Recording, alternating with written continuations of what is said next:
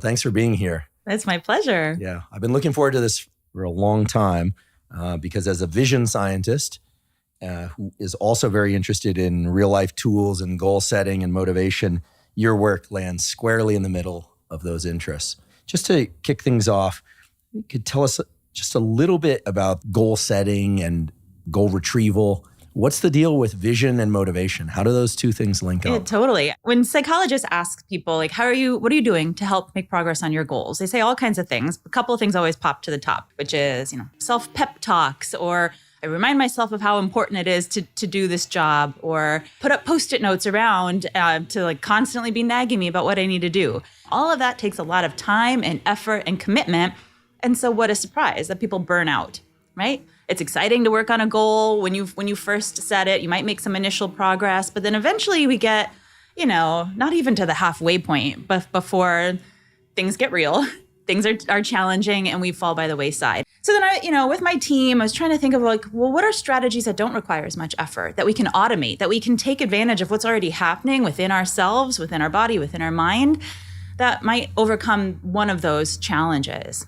And that's when we started to land on the idea of vision. And we thought, there are strategies that we can use to look at the world in a different way and that we can automate that might help us to overcome some obstacles, to make progress on our goals, to maybe literally see opportunities that we hadn't been able to see before. You've published a number of studies in this area, but maybe you could highlight some of the more important findings in the area of how people can adjust their vision in order to meet goals more quickly and more efficiently? So, we started thinking about what are the goals that are most important to people that they struggle with the most. And regardless of where you look or who you ask or when you ask it, people's number one goal is something related to their health, right? So one of the first things that I did was go over to Brooklyn. There's a couple armories all around the boroughs here around New York City. And the one in Brooklyn in particular is now a YMCA. Somebody had invited me, a physical therapist, said, hey, you should come out and check out what's happening here with your interest in exercise and trying to find new ways of helping people, new tactics that they can add to their tool belt. I think you're going to find some interesting people that are working out there who, as it turns out, are some of the fastest runners in the world. One of the people that was in the last Olympics before I showed up won the gold medal for the 400 meter. I thought when these people are running, I bet they are hyper aware of everything that's going on in their surroundings. Where are they relative to the competition? What's happening in their peripheral vision? What's going on the side? Who's behind them? Who's in front of them? They probably have this master sense, this master visual plan at any point in time. And that's what probably makes them elite. So when I started asking them, is that the case? Do you really pay attention to what's in your surroundings? What's behind you? What's on the side? They said no. All of them said no. And sometimes when I do that, it's a mistake. So that was surprising. It totally went against my intuition about what they do that likely contributes to their success. What they said instead was that they are hyper-focused. They assume this narrowed focus of attention, almost like a spotlight is shining on a target. Now, when they're running a short distance, that target might literally be the finish line, the line that they're trying to cross. If it's a longer distance, they set sub-goals, the shorts on the person up ahead that they're trying to beat, or they choose some sort of stable landmark, like a sign that they would pass by. It's like a spotlight is shining just on that, or they have blinders on the sides of their face. That's all they're paying attention to. And I thought, that's something we can play with, right? They are elite and they are accomplished. So then we started thinking okay, what about people who aren't competitive runners? Is this a tactic we can teach people? The answer is yes. You can tell people about what these Olympic athletes are doing. Imagine that there's a spotlight shining just on a target. Choose something up ahead, the stop sign 2 blocks up that you can just see. And imagine that you have blinders on so that you're not really paying attention to the people that are passing by, or the buildings, or the garbage cans, or the trucks that are on the road. Tune those out and focus in on that target until you hit it, and then choose another one, right? Sort of recalibrate, choose the next goal. Now, one of the first studies that we did was teach that strategy and juxtapose or compare it against a group that we said, just look around naturally. You might see that finish line up ahead and there's things on the periphery. Whatever your eyes want to do, whatever you think is going to work best, feel free to do that and tell us what you're looking at. Then we gave them a finish line. We created sort of, an exercise that's moderately challenging, but possible. We put ankle weights on that accounted for about 15% of their body weight, told them to lift their knees up, sort of high stepping to a finish line. So this would be challenging. for them to do. But we said, it's an indicator of overall health and fitness. Some of these people had narrowed their focus of attention, and some were just looking more expansively or naturally. And what we found is that those people that we trained, just everyday normal people doing this moderately challenging exercise, they were able to move 27% faster. They could do the exercise more quickly, and they said it hurt 17% less. Everybody was in the same sort of circumstance, but yet their experience was really different. So we were really excited about that, right? Because it meant that this strategy, we could use it on people who are not elite athletes. It could be easily adopted. A quick training session, right, can teach people to look at the world in a different way. Again, this narrowed attention was different than whatever they do naturally, the comparison group. But it had a big outcome. It had a big difference on the way that they were engaged in the exercise. Are they focusing on a specific point, or is it kind of the entire horizon of that goal? Because the finish line is indeed a line. In our interviews with people, our sort of focus group studies, it seems like it's more like a circular point. And that's, in fact, what we're teaching people, what we're training them to do. So rather than going broadly, looking across a line from left to right, we are encouraging them to imagine a circle of light that's shining on some target. Now, of course, the finish line is a line, but if they're staying in their lane, if they're on a track, right, you can imagine that there is a circle shining just on where in their lane they'll cross that finish line. Or if it's a stop sign, you could imagine a circle of light illuminating that. So that's what we're teaching people to use, and that's what seems to be effective to maintain that focus rather than sort of being pulled to engage with peripheral vision. And there's some amazing people, some runners in history like Joan Benoit Samuelson. She's one of the first female marathon competitors who has won multiple marathons. She's Canadian. I think she's won, feel free to correct me, 10 marathons in her life. And she talks about sort of not assuming this wide but narrow, wide but not deep or tall attentional focus. She talks about finding the shorts on somebody ahead of me and focusing on those shorts until she passes them and then resetting that goal. The most pressing question I have in my mind is, can all of us, use this strategy to make the starting line a goal point? Because for a lot of people, it's not about going from start to finish. It's about getting to start. And is there any physiology or physiological changes, I should say, to reflect the idea that maybe just visually focusing on the start line would actually get me more excited as opposed to make me less excited to engage in effort? Mm-hmm. There's certainly vision science that's tied up in that very first stage of goal setting, identifying what that goal is in the first place and taking those first steps. A lot of people's go-to strategies that involve vision are vision boards or dream boards or Post-it notes, right? They're creating some sort of visual representation of what it is that they want to accomplish. Almost like a scrapbook, collect visual icons that reflect where you want to be to motivate yourself. It's a really common tactic. That's effective for identifying what you want. But it may not actually be effective for helping you to meet the goal, to get the job done. So colleagues of mine at New York University have probed, well, why? Why is that? Why is just, thinking about what you want in your life and sort of putting yourself vicariously into those shoes, imagining what my life will be like if I can accomplish everything on this list. Why doesn't that work? Well, first of all, does it work? The answer is no. And why does it not work? Because what happens, these colleagues, Gabrielle Oettingen and her research team have found, is that going through and dreaming about or visualizing how great my life will be when I get X, Y, and Z done, that is like a goal satisfied. I have identified what it is that I want. I have experienced it, even if just in an imaginary way. I've had that positive experience of thinking about how great my life is going to be when I get this thing done. And they start to sort of rest on their laurels. She's actually measured systolic blood pressure and heart rate. And they found that people who do that, who go through that experience of visualizing how great my life will be when I get X, Y, and Z done, their systolic blood pressure, the bottom number on your blood pressure reading, decreases. Now, I'm all about finding ways to relax, but motivation scientists know that systolic blood pressure is actually an indicator of our body's readiness to get up and act, to do something. Now, that can be the going out for a walk, going out for a run, hitting the gym. It can also be things like doing math problems, right? Even if it's something that's just mental, systolic blood pressure actually goes up in anticipation of your body or your mind needing to do something, taking the first steps on a goal. So then it helps us to understand of like, okay, if I've just created this dream board, this vision board, and put myself psychologically in that space of a goal satisfied, why is it bad that blood pressure goes down? Because it means your body is chilling out. It's like, all right, cool. I just accomplished something pretty major. I actually now don't have the physiological resources at the ready to take the first step right now to do something about that.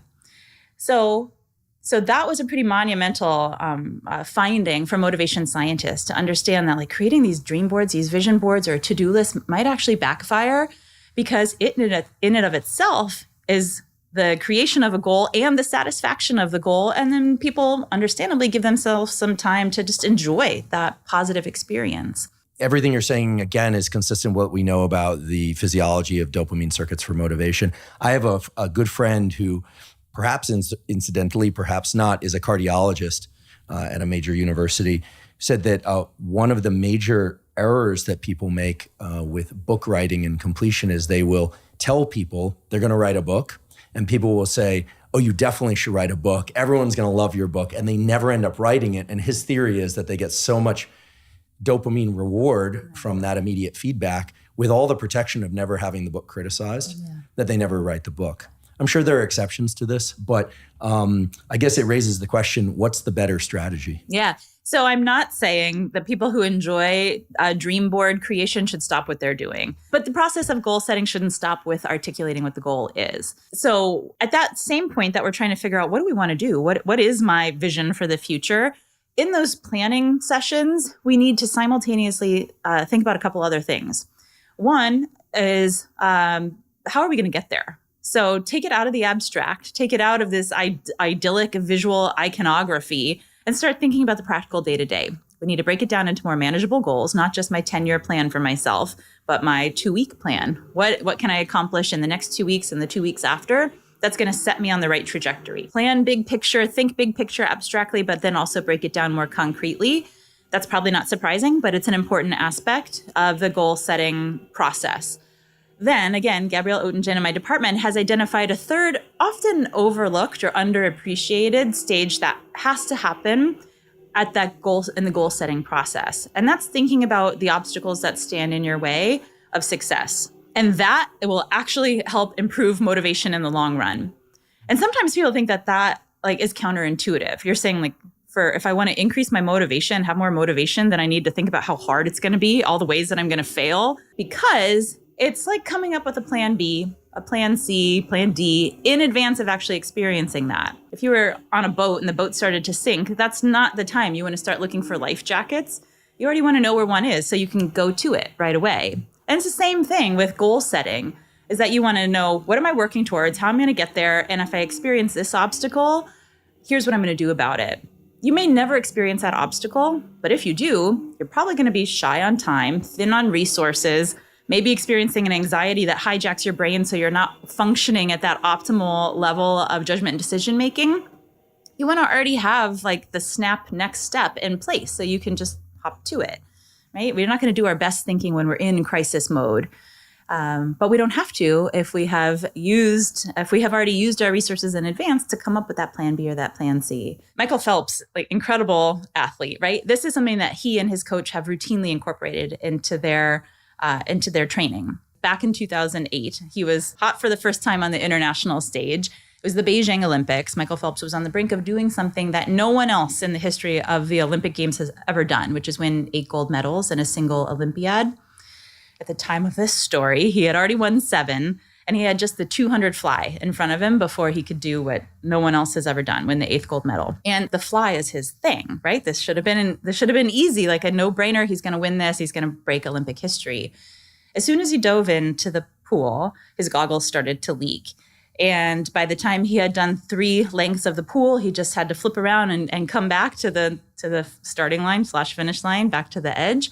By the time that happened, his goggles were completely filled with water and he was swimming blind. I would have panicked. I would have sunk to the bottom of the pool. I wouldn't have even been in the pool, to be honest. Like, I'm not a swimmer, definitely not going to be in the Olympics, but But for him, he didn't. It wasn't a moment of panic like it probably would have been for nearly every other person in that situation, because he had foreshadowed that kind of possible failure. He had imagined that obstacle hitting him in advance, and not even just imagined it, but practiced it. What will we do? He routinely practiced swimming with his goggles not fully secured on his face. His coach notoriously would rip the goggles off of his head, smash them on the ground for maybe dramatic effect or something, so that he didn't even have any goggles possible to grab as he's in practice.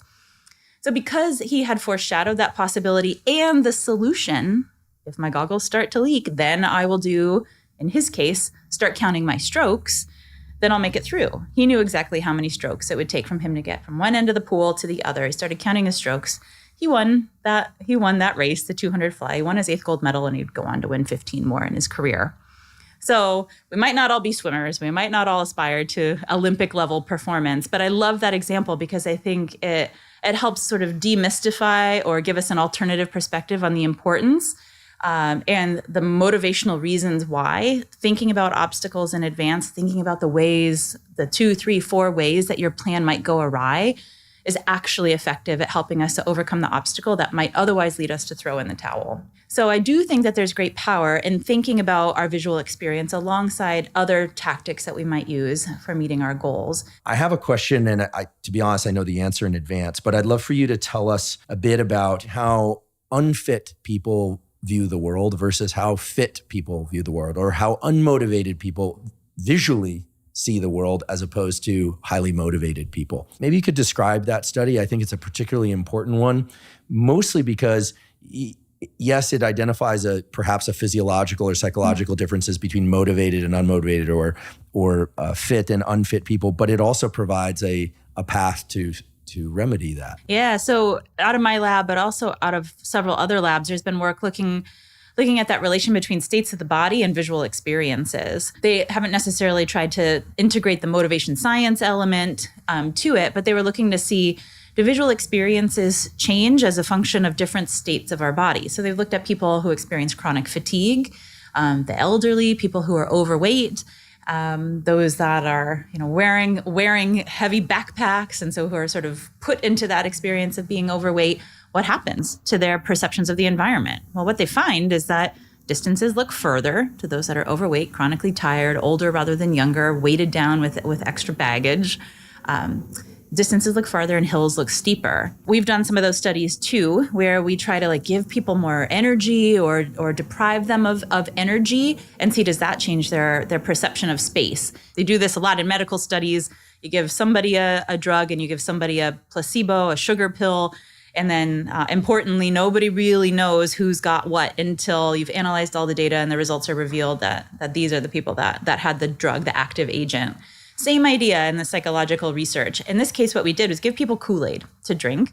And for some people, that Kool-Aid was sweetened with sugar, an actual caloric entity. It could give them energy.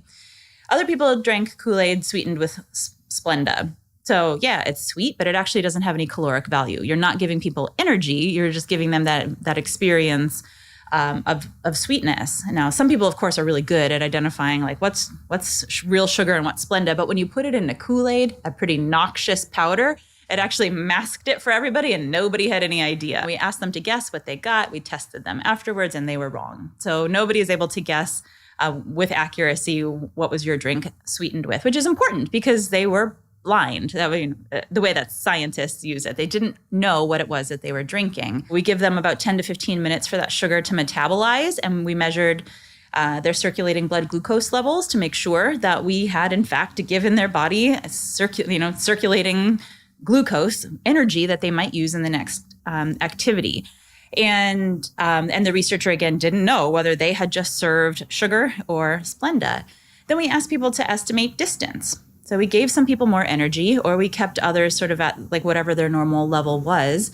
And what we found is that those people who didn't even know it, but who had been given more energy by drinking Kool-Aid sweetened with sugar, perceived their space as more constricted. That visual illusion of proximity was induced. They felt that their finish line, again in the context of an exercise task, was closer to them. So in just the same way that these other physiology labs, vision science physiology labs, found that people who are chronically tired, who don't feel like they have as much energy, or those that are physically weighted down and for whom moving within an environment is more costly, we could create that experience for people. We did an experimental version of that if you have more energy, the world looks easier. The distances to a finish line don't look as far. So that was some of the experimental evidence that we had to show that people's states of their body do impact their visual experience. Now, I'm a motivation researcher. So for me, the big question is, well, what's the point of that study then, besides just showing this connection between the body and the eyes and the visual experience? We think that that's fundamental to one of the reasons that people experience difficulty when they're exercising, when it's really harder for your body because of its physical state to move within a space. You might say like, well, why don't they just go exercise? Because the world looks harder to them, because that distance that they're supposed to walk because a doctor tells them to, or that a partner encourages them to, or a hill that they should hike up because someone told them that would be good for their health, it looks more challenging to them than it does to somebody who's in better physical health. Now, if it looks that way, if it looks harder, if it feels like it might be harder, then psychologically we know that it is. When you have set yourself up psychologically, mentally for that kind of failure experience, like, I don't know that I have the resources to get this job done. This looks really hard. You're already motivationally in a place for this task to be closer to impossible for you. So to put it all together then, what we know is that people whose bodies might make it more challenging for them to exercise are seeing the world in a more challenging way, and that is having these downstream motivational and psychological effects that makes it less likely for them to try to take on the task in the first place or to experience it as harder than other people would or do. Is the solution the same, however? Meaning, if these people are taught to adjust their visual goal line or to set a visual spotlight on an intermediate goal, can they overcome some of this challenge that they face simply by virtue of their skewed perception? Yes. So in all of the studies that we have done, looking at that connection between this narrowed focus of attention and improvements in exercise, we do not find that it only works for the people who are in shape or that it backfires for people who are out of shape. It works for everybody. This is a strategy that everybody can adopt because it's just simply about like, what do you allocate attentional resources to? What do you sort of ignore? And what do you focus on? And that visually induces the same kind of illusion for everybody, regardless of whether you're overweight or you're at your target weight, or if you're struggling to get there or you've already accomplished where you want to be. That visual illusion can be induced for everybody, and it has the same kinds of consequences. Are there any studies looking at how adrenaline or epinephrine or any other stimulants impact motivation? If you actually are more physiologically aroused or jazzed or whatever, amped up, or you just think you are, in our studies, we have found that they work in the same way, that it can produce the same kinds of consequences. So, and I like that because it tells us like you can actually change the state of your body to induce these kinds of experiences, or you can you can just think that. You can trick yourself. You can placebo effect yourself out and produce the same kinds of effects.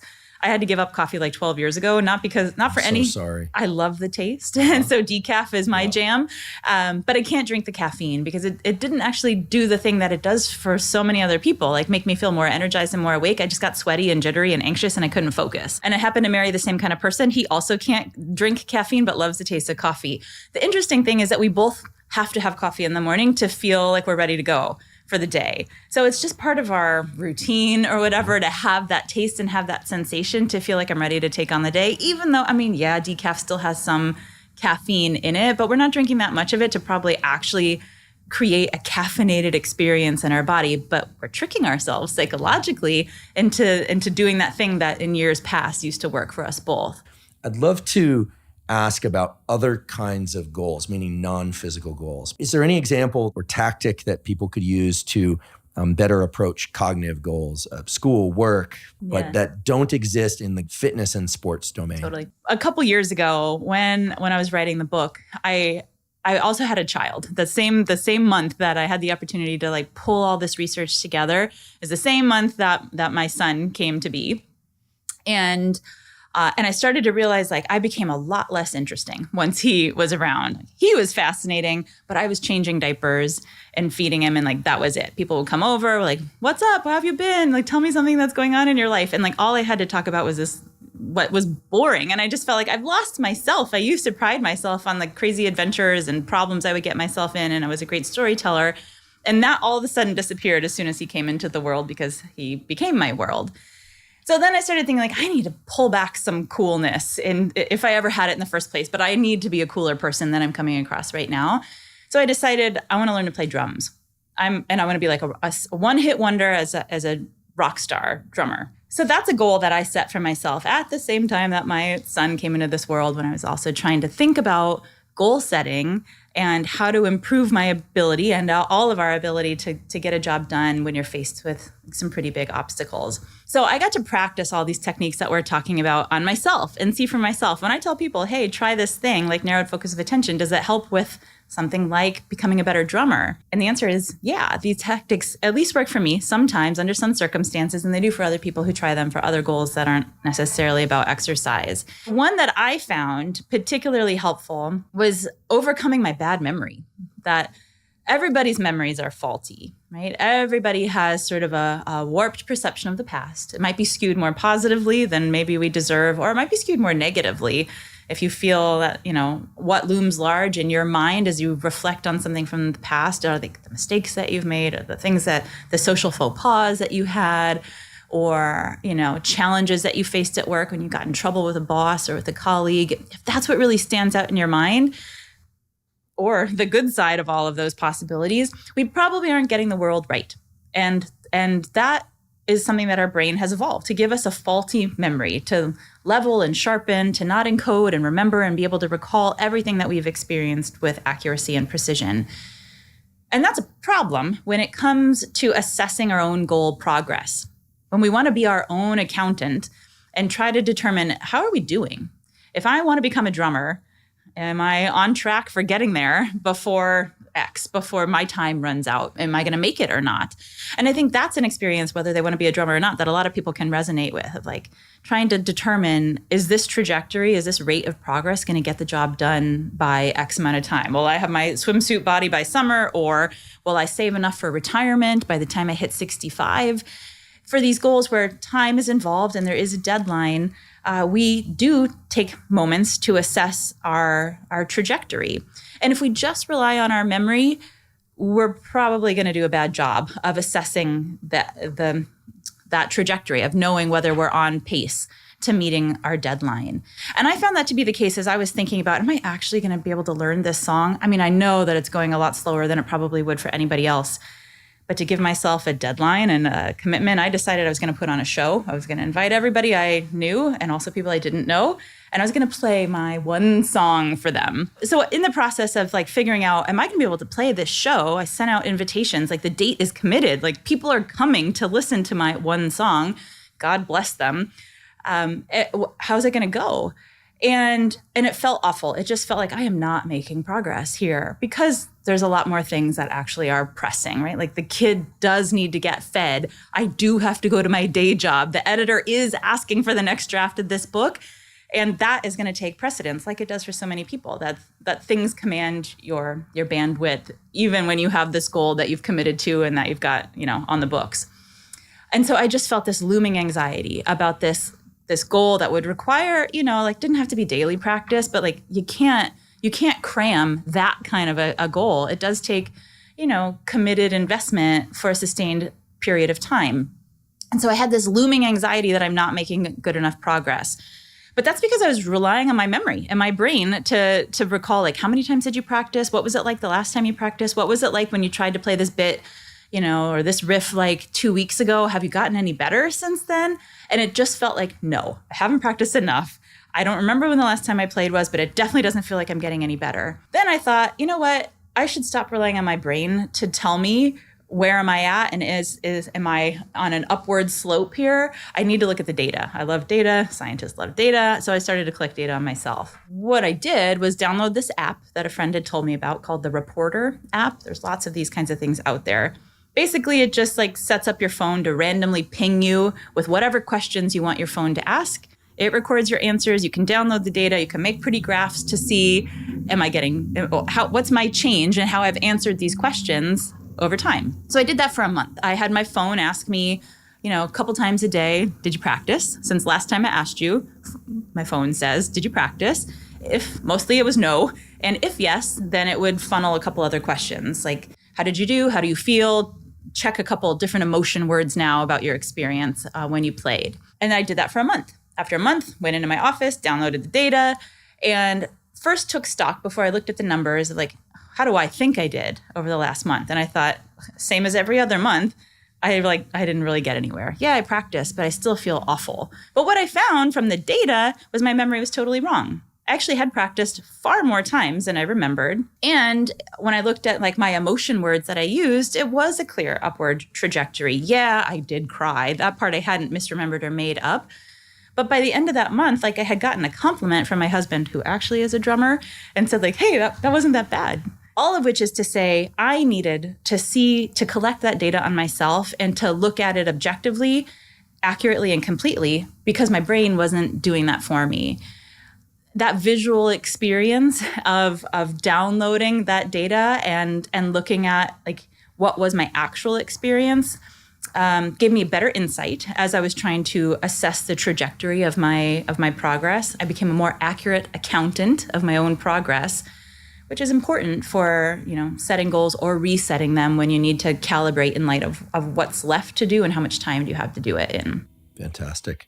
Well, you've given us a ton of mechanistic and conceptual and practical information. So I'm speaking for a lot of people when I say thank you for taking the time out of your schedule amidst kids and running a lab and teaching at the university. And we hope to have you back again. Thank you so much. It was a great conversation. Thank you. Thanks.